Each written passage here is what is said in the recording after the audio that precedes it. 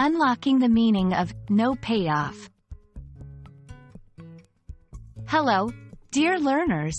Today, we're diving into a phrase that might sound a bit like business jargon but is actually widely used in everyday English: no payoff.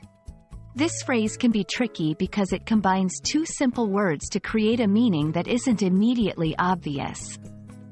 Stick around as we unpack what no payoff means and how you can use it in your conversations.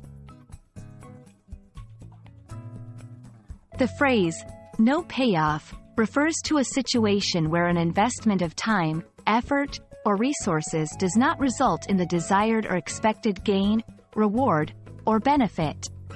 It's like putting coins into a vending machine and not getting your snack. Your investment yields no return. In a literal sense, it might be used in finance to describe an investment that does not earn any profit. However, it's also applied metaphorically to many areas of life. For example, if you study really hard for an exam and still don't pass, you might say there was no payoff for all your studying. Let's dissect the phrase a bit more. The word payoff can mean a reward or return on something.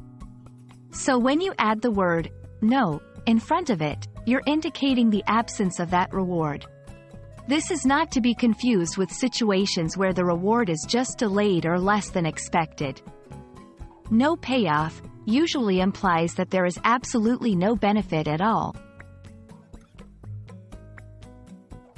Understanding a phrase also means knowing how to use it in context. Here are a few examples. After months of negotiating, the deal fell through, and there was no payoff for the company. She put a lot of effort into the relationship, but in the end, there was no payoff. The team worked overtime on the project, but due to market changes, there was no payoff for their extra work. Notice how the phrase is versatile and can be used in various situations, from business to personal relationships. It's also helpful to compare no payoff with other phrases like not worth it or fruitless. While they share similar sentiments, no payoff specifically emphasizes the lack of return on investment. Not worth it can suggest that the return is there but doesn't justify the effort, while fruitless simply means unproductive or unsuccessful without the financial connotation. And that's a wrap on no payoff. Remember, English is full of phrases where the whole is more than the sum of its parts, and no payoff is a great example of this. We hope this video has been enlightening and that you feel more confident using this phrase in your English conversations.